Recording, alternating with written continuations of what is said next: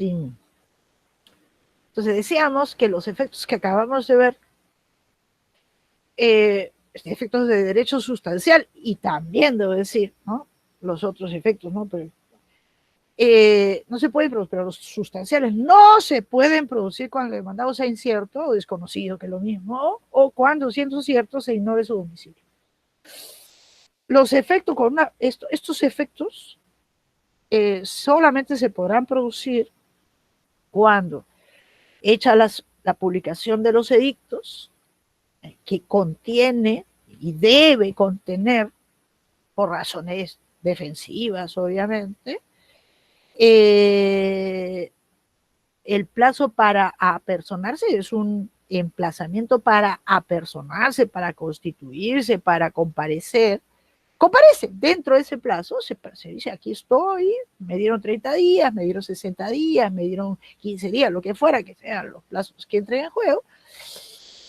Aquí estoy, me constituyo como parte, fijo mi domicilio procesal. Una vez que se fija el domicilio procesal, pues se le notifica y recién puede proceder el traslado que hablamos de la demanda, o sea, la puesta en conocimiento. El juez debe disponer traslado recién ahí de la demanda, póngase en conocimiento la demanda del demandado, y cuando efectivamente se le pone en conocimiento, ya en el domicilio procesal, que es el electrónico, piquití, a partir de los efectos, ¿no?, se considera producidos en ese momento. Se considera producidos cuando viene notificado con la demanda. Y cuando, por el contrario, este es el detallito importante, cuando, porque se pasaron los días, nadie se apersonó, nadie se apersonó, ni el incierto se volvió cierto, ni el que venía a domicilio desconocido, pues se presentó.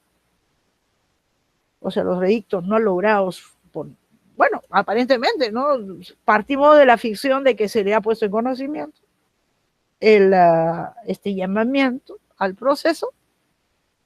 Cuando no se apersonan, dentro del plazo, a petición de parte, se le designa el curador procesal. Y recién a este curador procesal, una vez que pasa todo el ciclo de designación, aceptación, el juez dispone traslado de la demanda. ¿A quién? Al curador. Al curador. Y entonces, notificando la demanda al curador es como si estuviera, esta es la gracia de la figura, es como si le estuviéramos notificando la demanda a los sujetos estos, ¿no?, a los inciertos, al que tiene domicilio desconocido. A partir de ese momento recién se queda constituido en mora. A partir de ese momento, depende de lo que sea, de todo lo que hemos hablado, ¿no?, todo lo que hemos hablado. Entonces, la presencia del curador procesal es una figura, es interesante, ¿no?, introducida recién por el Código de 1993, a imagen y semejanza de la figura llamada de gestor procesal del Código argentino, de la legislación argentina de la Nación, y curador procesal, y del defensor de oficio del Código uruguayo. Y la expresión curador, lo de procesal es peruano, pero en Colombia se le llama el curador ad litem, o sea, procesal. Se introduce en el Perú para determinados casos, y entre ellos aquellos que hablaba ya fuera de la grabación durante la pausita, que es también cuando se muere alguien, ¿no? Se muere una de las partes, pues ya se suspende el proceso conforme a las reglas y se le designa, si no se presentan los sucesores en el plazo en donde el proceso está suspendido. Suspendido significa no se hace nada, no se hace ninguna actuación.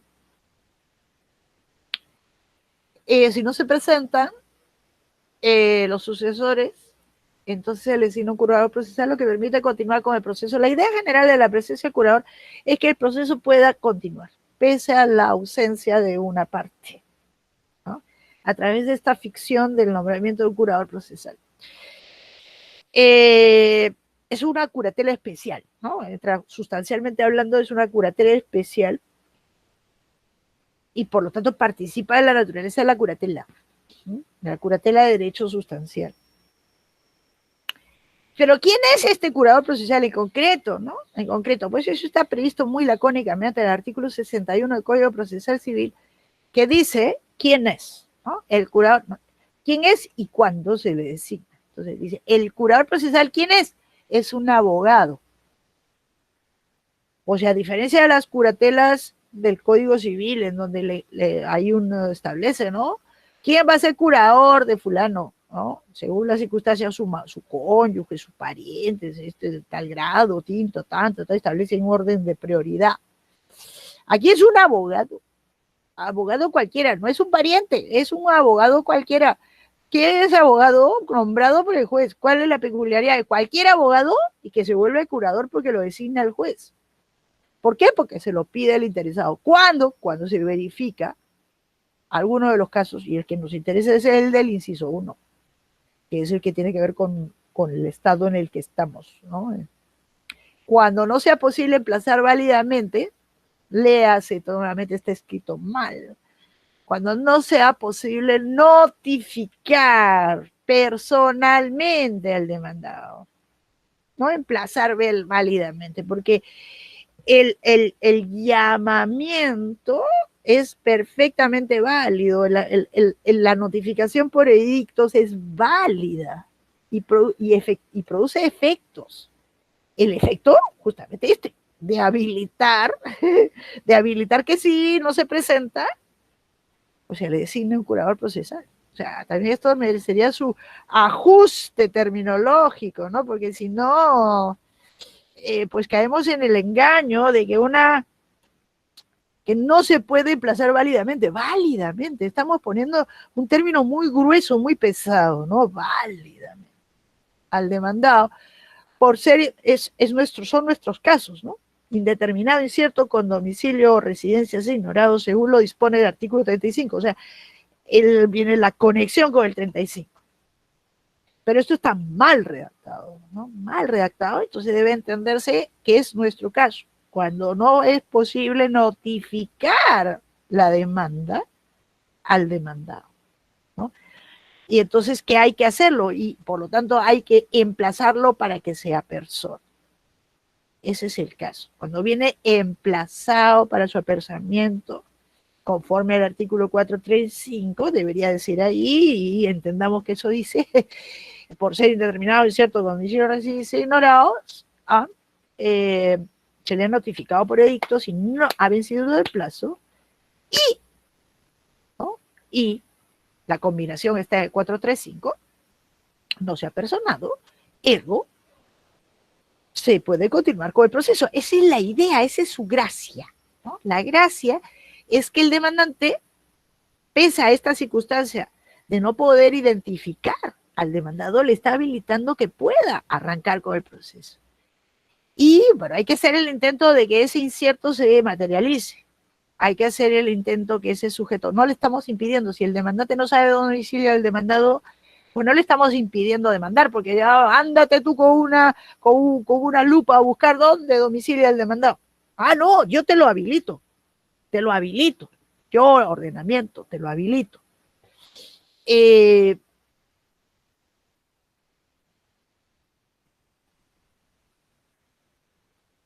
Y te lo habilito. Nada, no funciona. He hecho una última prueba con el Zoom.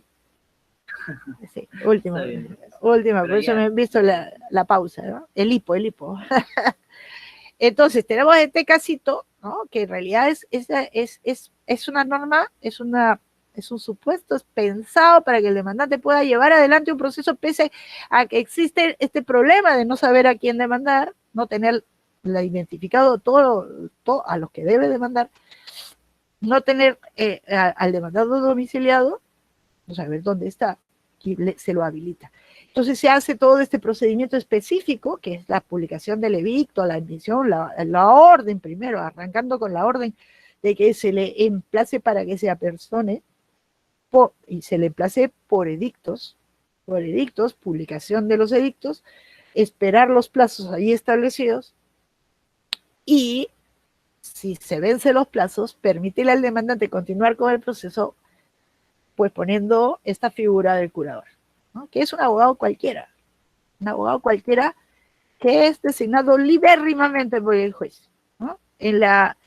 En el Colegio de Abogados de Lima uno se matricula como curador, pues uno tiene que tener unos requisitos ahí, pero no tiene nada, no intertiene para nada el Colegio de Abogados de Lima, ningún colegio de abogados, a diferencia de lo que ocurre en el caso de el demandado que pide auxilio judicial, la parte que pide auxilio judicial, la parte que no tiene nada que ver, el que pide auxilio judicial, es y que viene exonerado el pago de todos los gastos procesales, tanto de las, lo que llamamos costas, o sea, todo lo que son tasas, etcétera, más los costos, que son los honorarios de abogados, es un sujeto que es medio libre, porque él no puede escoger a su abogado, sino que le chantan un abogado. Este abogado, ¿no?, es de una lista que debe elaborar cada cosa, eso por ley, ¿eh?, que debe elaborar cada colegio de abogados, que se la comunica a cada Corte Superior para que designen a estos abogados de los auxiliados, que le llaman además procurador, porque esto lo ha tomado de Colombia. Pero no tiene nada que ver nuestro curador con ese abogado para el auxiliado. Tanto que el auxiliado no puede actuar por sí mismo, tiene que, ese sí, queda, toda esta parte también debería revisarse, queda privado de poder actuar y designar a su propio abogado, porque le chantan un abogado. Y es el que va, es quien tiene todos los poderes procesales. Esta es otra figura que no tiene nada que ver y por lo tanto no hay un mecanismo de oficial de lista de curadores procesales que deba elaborarse en cada distrito judicial por la Corte Superior y que el juez tenga que escoger de ese listado. No lo hay. Entonces cada juez puede escoger a su amigo, su compañero de clase, su compañero a su promoción, a su base, a lo que sea, ¿no? A mi amigo, no tiene trabajo, lo puede hacer, porque la ley no dice nada, ¿no? Lo único que hay dentro del distrito, hasta donde llega mi conocimiento, porque mis conocimientos no llegan a las resoluciones administrativas que emiten menos que nunca, ya me pierdo en las resoluciones administrativas del Consejo Ejecutivo del Poder Judicial, imagínense si me voy a las resoluciones ejecutivas que emite presidencia de una Corte Superior o donde hay consejos ejecutivos distritales del Consejo Ejecutivo Distrital. Pues no llego a eso. Pero para lo que es mi conocimiento, existe una resolución administrativa a nivel de la Corte Superior de Lima que establece el cómo se cobran los honorarios. Nada más, no en quién debe recaer la designación de curador. Porque yo pienso que ustedes ahorita se están haciendo la pregunta. ¿Y quién le paga a este curador que es un abogado? ¿Quién creen? ¿Quién cree? Porque nadie tiene por qué trabajar gratis en este mundo, ¿no? Porque esto es un trabajo. Le estamos encomendando a un abogado que actúe en el interés, porque eso es un curador. ¿El PJ y el Poder Judicial? ¿El Poder Judicial? ¿Por qué el Poder Judicial? ¿Por qué el Poder Judicial? ¿Quién debería pagarle? Debería pagar los colegios de abogados, ¿no? Pero eso vale, porque ¿quién le paga? ¿Quién le paga a los procuradores de los auxiliados? Son los que, o sea, cuando finalmente le dan el auxilio judicial, ¿qué es eso? ¿Es un beneficio litigar sin gastos? ¿Quién paga? El Poder Judicial. Y luego, perdón, el Colegio de Abogados, porque eso parte del Colegio de Abogados. O sea, que a través de un fondo, ¿no? Un fondo para pagar a los abogados de auxiliados. Yo escribí hace un tiempito un informe que me pidió el propio Colegio de Abogados, que luego lo volví artículo, en donde ni más ni menos un juez le había ordenado a un colegio de abogados que le pagara a un curador. Y entonces el Colegio de Abogados le dijo, me pidió informe, y le contestó, no señor, nosotros no tenemos por qué pagar a un curador. Son dos cosas distintas. Nosotros pagamos a los abogados de colegiados nuestros, que han sido designados para los auxiliados, o sea, para los que tienen el beneficio de litigar sin gastos, pero no a los curadores procesales. Este curador quería que le pagara el colegio, porque la otra parte no tenía ni medio, ¿no? ¿Quién paga?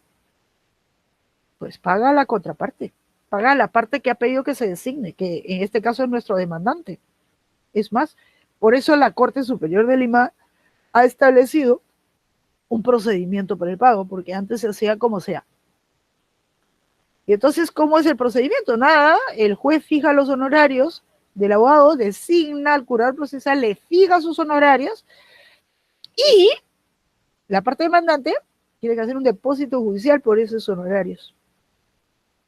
Y una vez se lo hace a la orden del juzgado y el juzgado luego dispone que se le endose el certificado al abogado designado como curador. Y cuando todo esto, él no acepta el cargo, el curador designado, hasta que no haya cobrado sus honorarios. Todo esto es preterleche, eso ocurre fuera de lo que está establecido en el código, porque el código no establece nada. Y eso es el problema de dejar vacíos en la ley, de algo tan delicado como esto. De hecho, deberíamos tener una ley de curadores procesales, ¿no? Si no queremos ponerlo dentro del código, tengamos una ley de curadores procesales. Que se establezca todo esto a nivel de ley. Si no, deja abierta la puerta para que cada juez haga como sea. Y yo, en la primera vez que me quedé archisorprendida, que me designa un curador procesal, porque contra mi demandado pues no tenía, no me acuerdo por qué. Ah, sí, era un proceso en el cual yo pretendía, una amiga, mira, era un asunto de una amiga, que dije, vamos a hacer la prueba, ¿no? En vez de hacer un otorgamiento de escritura, vamos a hacer un proceso de declaración de propiedad meramente declarativo. No te cobro, pero déjamelo hacer. Y me lo dejó hacer y fue bien la cosa.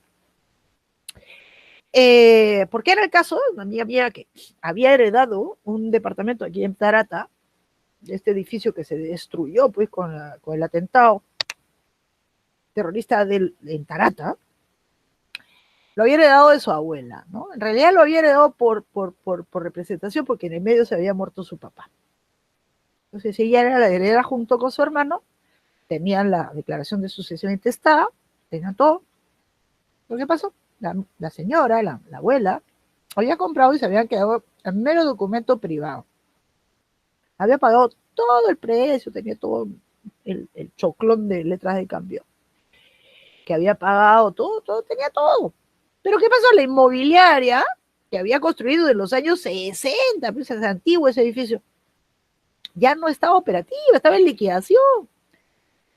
Tenía un liquidador designado en registro, si estaba inscrito en registros, pero se había quedado disuelta y en liquidación, pero todavía existía, ¿no?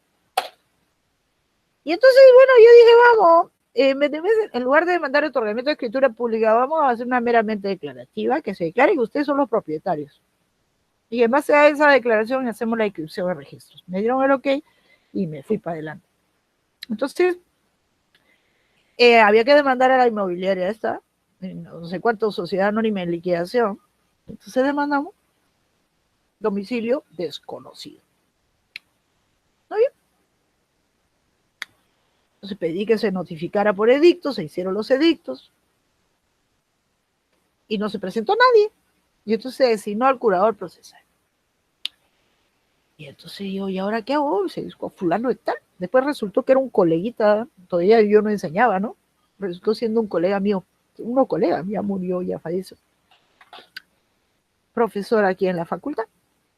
Pero yo en el momento yo no lo sabía. Y entonces se designa a este que era amigo del juez. Era muy amigo, tan amigo del juez, que cuando finalmente me dieron el número, me dieron este es su número de teléfono, búsquelo, no sé cuánto,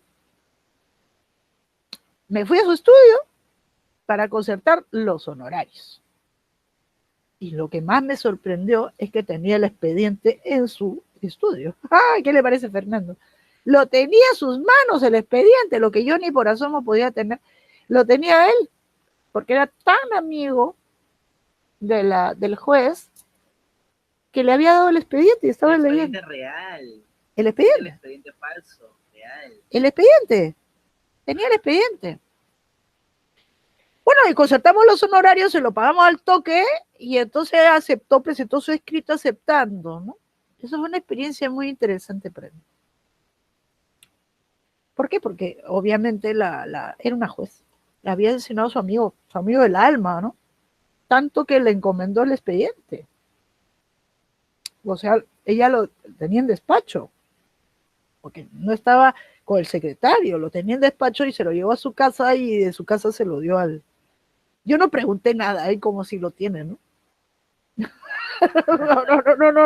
A mí lo único que me interesaba era avanzar. Entonces lo decía, él aceptó, después de que le pagué, ¿no? Le pagué sus honorarios, me dio su recibo por los honorarios, aceptó ser y se le notificó ya finalmente la demanda y pudimos seguir adelante. Y mi encima me hizo la guerra, me hizo la guerra. Cuando le dije, pero ¿por qué me ha hecho la guerra? Dice, pero algo tenía que decir. Y bueno, pero eso sirvió, me sirvió también. Dijo una serie de tonterías, ¿no? Y bueno, al definitiva me declararon fundada la demanda y como me declararon fundada la demanda se elevó en consulta, ¿no? Se elevó en consulta, porque así lo dice el CPC. Cuando el demandado que es representado en el proceso por un curador procesal pierde, se eleva en consulta. O sea, no le creen al curador, que el curador a su figura. Y bueno, entonces la secuencia es esta. El juez designa, luego el curador tiene que aceptar el cargo, porque es un cargo. El código lo tipifica dentro del listado de los órganos de auxilio judicial. No sé por qué. Y justamente por eso los órganos de auxilio judicial son remunerados por las partes. ¿Sí? Remunerados por las partes. Al intérprete, al perito, al no sé cuánto, ¿quién le paga sus honorarios? Pues las partes. ¿No? La parte que pidió lo que pidió. En este caso, como yo demandante, pido que se designe un curador procesal, pues yo tengo que pagarle sus honorarios. ¿Para qué? Para que me haga la contra. Pero ya, eso es anecdótico, ¿no? Y en la praxis se ha impuesto, ¿no? Que, y esto hablo de una praxis muy antigua, porque como el código no dice ni pío, una praxis de que a él le notifican la demanda, hasta ahí está bien, pero que tiene que contestar la demanda. En realidad debería simplemente ponerle en conocimiento a la demanda y no estableciéndose que él tenga el deber, porque como es un auxiliar, tiene deberes, no tiene cargas, ¿no? Tiene el deber de contestar la demanda. ¿Por qué? Porque este abogado no sabe nada del caso, no sabe nada. Entonces él no debería ser constreñido a contestar la demanda, que es el tema que ya yo, por el tiempo que pasa, solamente lo vamos así a ver lo que puede hacer un demandado, ¿no? Entonces, él debe contestar la demanda, ¿no? Contestar, dice él, se le notifica la demanda, lo cual está bien, porque con notificándole la demanda ya en el domicilio procesal fijado por él, se producen estos efectos, todos estos efectos que hemos visto según los casos, ¿no? Los efectos sustanciales, los efectos sustanciales, y también los procesales, estos, todos los efectos propios de la notificación de la demanda. Tampoco es correcto decir con la demanda, ¿no? Notificación con, es de, ¿no? Y ahí debería quedarse en la determinación del curador, ¿no? Pero en la praxis se ha impuesto que él tenga que contestar la demanda, realizar el acto defensivo del demandado. La idea es que realice todas las actuaciones necesarias en interés del demandado. Pero como el código es imperfecto, no estableció nada y bueno, piensa, bueno, él es un representante del demandado, tiene que contestar la demanda. Pero es un representante a medias, ¿no? Él no sabe nada del fondo de la controversia. De lo que sí podemos tener la certeza es que si bien se le notifica para que conteste, se le emplaza a él para que conteste, no le podemos declarar rebelde si no lo hace. Declarar rebelde no a él, sino al demandado. No se puede. y tampoco se puede considerar que se producen los efectos que vamos a ver, ¿no? Si un demandado al contestar la demanda no dice ni pío. De hecho, si nosotros fuéramos un poquito más adherentes incluso a las fuentes de donde ha nacido esta figura, como son la argentina y sobre todo la uruguaya, diríamos que en el caso del curador procesal, lo que ellos llaman el defensor de oficio, él puede asumir, lo mismo dicen los argentinos, asumir la posición a esta figura, los argentinos le llaman de gestor procesal. No sé cómo le llaman. Se me ha ido el nombre. El gestor es otro. Él puede asumir lo que se llama posición de expectativa. Esto está clarito en el caso de los uruguayos, en el Código del Uruguay. ¿Qué es asumir posición de expectativa? Lo vamos a ver, ¿no? Es decir, yo estoy a lo que se pruebe. ¿Ah? Es muy bueno. O sea, porque él no viene conseguido a hacer como en mi caso, que me dijo, no, que ya me olvidé qué cosa me dijo. Yo me asusté porque dije, a las ideas más insensatas, de hecho el juez me declaró infundada la demanda. Ahora que lo pienso, el juez me declaró infundada la demanda y tuve que apelar. No me habían declarado fundada. Acogió la sinrazón del curador, lo cual fue hasta vergonzoso para mí. Sí. No me acuerdo. Sí gané. Sí gané en ese caso. Fue en otro que tenía un curador, en una prescripción, creo, que este juez no sabía nada de prescripción. No sabía nada de nada, no tenía nada. En Uruguay es defensor de oficio. Sí, defensor de oficio. Me puede asumir posición de expectativa, o sea, decir, yo estoy a lo que se pruebe, porque yo no conozco los hechos, pues. ¿Puedo leer el artículo? Léalo. Artículo 135. Cuando la demanda debe ser contestada por quien no ha tenido participación personal en los hechos y carezca de la posibilidad inmediata de informarse respecto de los mismos, como el heredero o el defensor de oficio, le será admitido reservar su respuesta definitiva para después de producida la prueba. La respuesta de expectativas no impide producir pruebas sobre hechos tendientes a destruir las pretensiones del Código Uruguayo. Claro. Eso es lo sensato, pues, ¿no? Sensato. Bonito artículo. El silencio, o sea, el silencio del código conduce pues, a soluciones absurdas, ¿no? Lo mismo le aplican al fiscal. El fiscal a veces tiene que ocupar la posición de demandado. Quiere que conteste la demanda. Los fiscales de familia, sobre todo, en las demandas de nulidad, de matrimonio, pero mayormente de divorcio, pues no conocen nada. Y entonces dice, pero yo no conozco, y entonces me parece que yo no conozco los hechos, así que me reservo después de las pruebas. Entonces, esto merece, pues, porque hay sujetos que están actuando por la parte demandada, pero no porque haya habido un apoderamiento, ¿no? Ni es un representante legal. Y en consecuencia lo que digan no puede vincular, ¿no? No conoce los hechos en cuanto a los hechos. En cuanto al derecho puede discutirlo todo, ¿no? Pero no en cuanto al hecho. Así que tengan muy presente esto. Este es el curador procesal. Entonces, el curador procesal es un abogado. Es este abogado NN que lo designan, que tiene derecho a ser remunerado por la parte contraria que ha pedido su designación y que pues es considerado por la ley procesal, lo poquito que dice el Código Procesal, como un órgano de auxilio judicial y por lo tanto por eso debe ser remunerado por las partes. Vamos a ver qué puede hacer. Muy bien, tenemos un demandado ya notificado. Tenemos al demandado notificado. ¿Y ahora qué puede hacer este demandado notificado? ¿Qué debe hacer? Pues a él le han dicho que debe contestar la demanda. En la circunstancia normal. Ya tenemos al demandado notificado.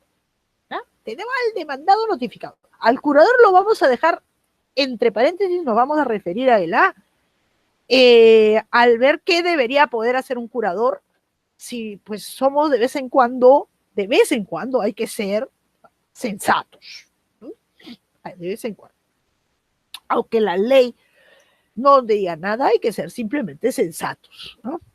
¿Qué puede hacer un demandado? Demandado, o sea, el demandado que ya sea porque estaba en la circunstancia normal o porque habiendo estado en la circunstancia de incierto, desconocido, sin domicilio, se ha personado, se ha constituido y ya pues le ha notificado la demanda, tiene toda la demanda y sus anexos en las manos, ¿no? ¿Qué puede hacer? ¿Qué puede hacer? Pues él solamente viene compelido a hacer el acto de contestación, no le dice nada más, pero no es lo único que puede hacer, ¿ah? Entonces, cuando alguien viene demandado, ¿ah?, y ya le notifican, para él surge la carga, como decía, de contestar la demanda, de tomar posición sobre la demanda. Entonces, cuando él dice así, ¿no?, habla así, a grandes rasgos, ¿qué puede hacer? ¿Qué puede hacer alguien que viene demandado? Pues puede tomar posición. Tomar posición, ¿no? Puede asumir una posición dentro de estas posiciones de resistencia. Wow, me resisto, porque una demanda es un ataque, ¿no? No, voy a defenderme, en sentido del lato, voy a defenderme, ¿no? Y ahora, las defensas son asumir posición defensiva, pues puede tener, hay varias formas de defenderse, ¿no? Puedo defenderme, por ejemplo, yo me defiendo, voy a defender, yo si esto fuera una batalla, ¿no? Entonces tengo a los dos ejércitos, puedo mandar una fuerza avanzada, de repente la fuerza avanzada ¡pum!, contiene al enemigo, ¿no? Contiene al enemigo. Y eso, ¿cómo se llama en el código? Se llama excepciones, que son cuestiones previas, son defensas que a mí me gusta llamarla de primera línea, a ver si con eso bloqueamos al enemigo. Puede hacer eso y limitarse a eso, o concomitantemente realizar ya la batalla, manda a todo el ejército, ¿no?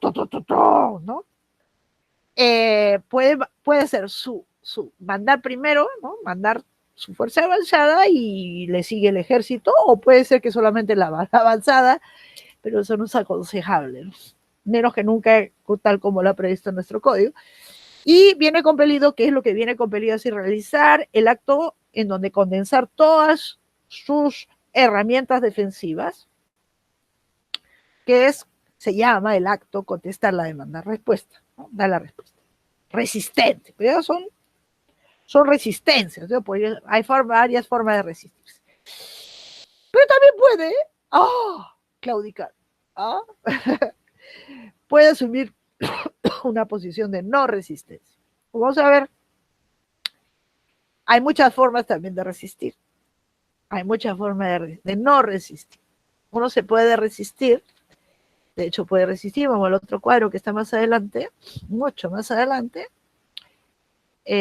vamos aquí, pero ya lo quiero tener a la mano. ¿Dónde está mi cuadrito? Aquí, este es el cuadro completo, vamos a copiarlo y vamos a ponerlo allá arriba para tener toda la imagen.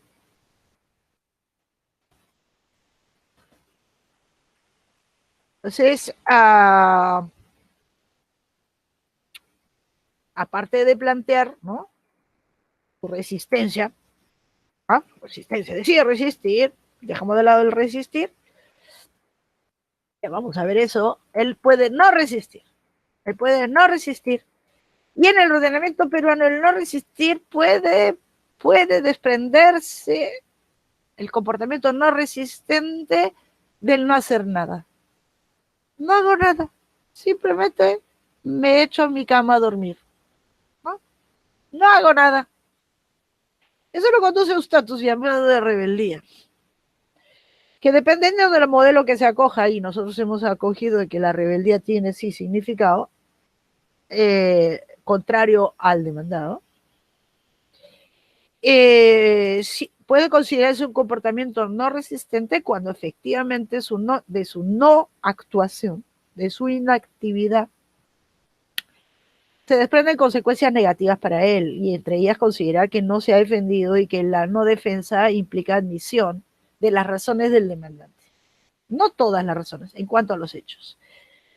Y la manifestación más evidente de no resistencia, que es el equivalente a una capitulación en una guerra o en una batalla, es algo que en castellano se llama allanamiento, ¿no? En castellano. ¿Qué significa la aceptación expresa, en buena cuenta, de manera expresa, de que el demandante tiene la razón? ¿No? Eso es lo que puede hacer un demandado, ¿no? Pero esto tiene un conjunto de manifestaciones, ¿no? La primera, o sea, uno puede resistir, hay formas de resistir. En donde no se ataca o se manda una task force, ¿no? O simplemente se va todo el arsenal defensivo, todo el ejército con sus tanques, con sus bazucas, con lo que fuera, o puede, entonces depende, ¿no? Y hay muchas formas, incluso de las armas a utilizar para la defensa, para vencer al enemigo. En este caso el enemigo es el demandante. Esta muy pueril utilización de la terminología dentro de lo poquito que puedo, yo no soy una experta en guerra, ¿no? Más o menos es simplemente para rendir la idea, ¿no?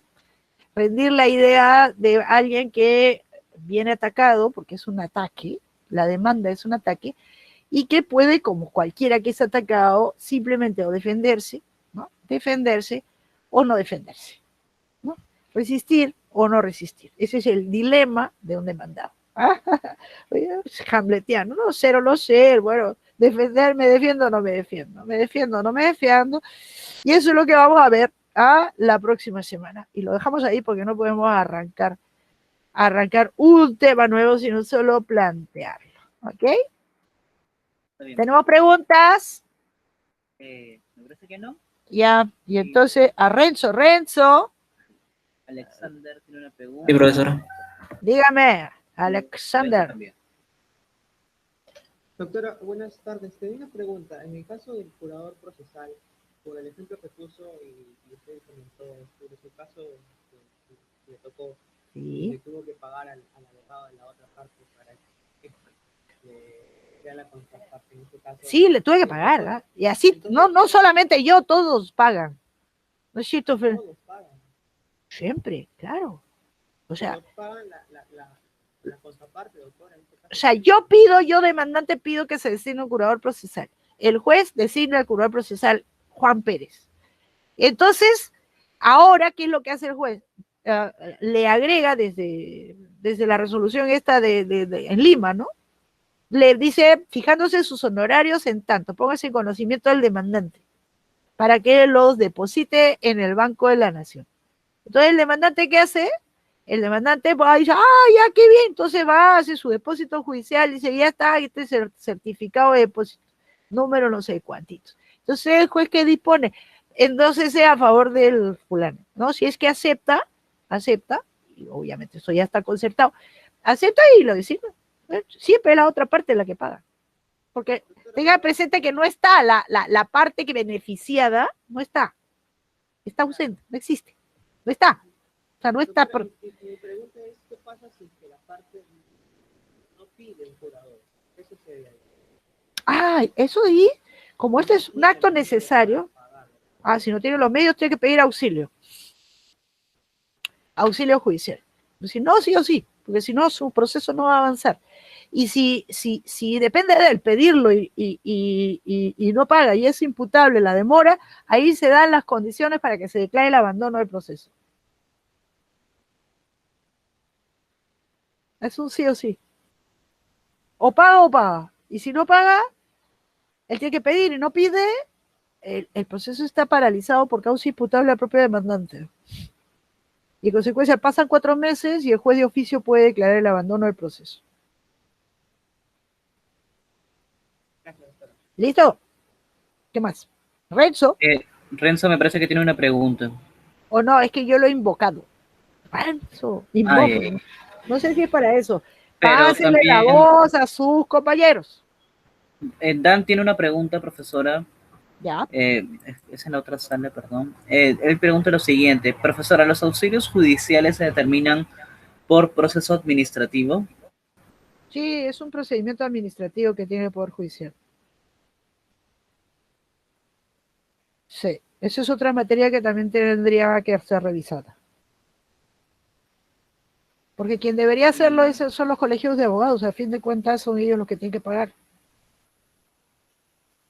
O sea, debería haber una comisión con los colegios de abogados, pero esto ya es hablando de iure condendo, de iure condito se lo pide uno al juez, ¿no?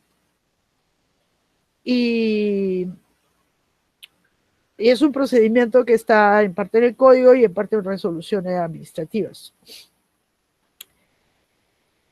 Y esto debería ser y operar a nivel de los colegios de abogados, porque a fin de cuentas aquí ¿quién paga? Paga el colegio de abogados.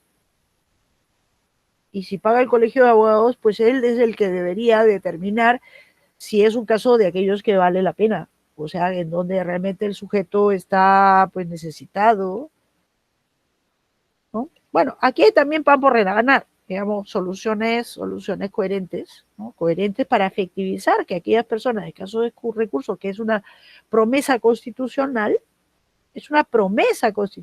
o sea, ahí dice que las personas de escasos recursos, o sea, tienen que poder hacerlo. Entonces, ¿cómo efectivizamos esto? Pues no simplemente haciendo que haya abogados que trabajan gratis y tampoco que se lo pague el Estado. O sea, que sea un remunerado por el Estado.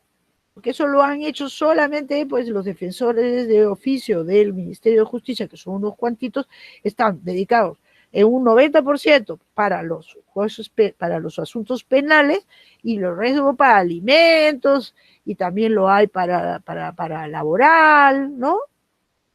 Pero en realidad debería estar abierto a todas las personas con escasos recursos, pero eso ¿quién los está pagando? Lo estamos pagando todos, ¿no? Y eso debería ser en realidad sufragado por los colegios de abogados y luego con un fondo, utilizar a los colegios de abogados para ello, no los fondos públicos, sino un fondo que tendrá sus fuentes de alimentación, digamos que se retroalimenta, ¿no?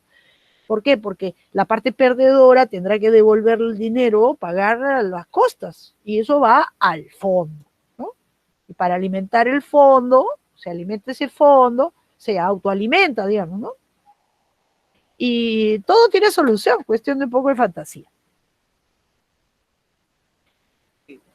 ¿Sí? Eso podría ser un lindo trabajo de responsabilidad social. Tenemos que... Sí, ahora ya no tengo excusa, ya tengo que hacer la pauta y la fecha. La fecha ya, lo único que tenemos es la fecha. Tenemos la fecha, pero es una cosita, es una pequeña cosita, ¿no? Es un video que lo tienen que hacer. Hay dos preguntas adicionales, profesora. ¿Ya? La primera es de Gerardo, que pregunta qué es el auxilio procesal, perdón. Es un beneficio, es lo que antaño se llamaba el beneficio de litigar sin gastos, es decir, que una persona que se encuentra en riesgo de que si pagara lo que cuesta un proceso, tasas, honorarios de abogado, fundamentalmente esos son los costas y costos, ¿no? Podría en riesgo la subsistencia propia o de su familia. Ese es el presupuesto sustancial. Que significa litigar sin gastos, no tiene que pagar tasas, no tiene que pagar honorario del abogado, pero le chantan a un abogado, o sea, no es un abogado de elección. Ese es un minusválido procesal, ¿ves? ¿Cuál es la otra, Fernando? La otra pregunta, profesor, es de Estefano, quien pregunta, ¿existe alguna forma de revivir, entre comillas, un proceso que se declaró en abandono? Se vuelve a interponer la demanda, pero hay que esperar un año para interponerla. Es un castiguito que nos han puesto ahí. Eso lo han tomado el colombiano. Eso no existe en ninguna otra parte del mundo, más que en Colombia y en Perú. En Colombia eran 2 años, ¿eh? Lo pusieron 2, lo pusieron más chiquito a 1. Y no lo revive uno, simplemente lo vuelve a interponer la misma demanda, pero tiene que esperarse un año.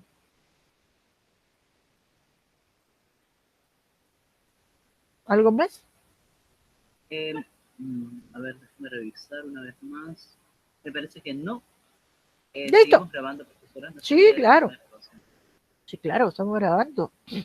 Pues las respuestas a las preguntas también valen. Entonces, terminamos por hoy. La próxima semana ya nos enfilamos al tema este de las posiciones que puede asumir un demandado y los específicos mecanismos que tiene para defenderse. Y ahí nos vamos a detener un tiempito. Muy bien. Sí, bastante tiempo. Sí, bonito, es la parte más que a mí me encanta. Entonces, Me encanta, me encanta. Listo. Entonces nos despedimos. Voy a tener la grabación.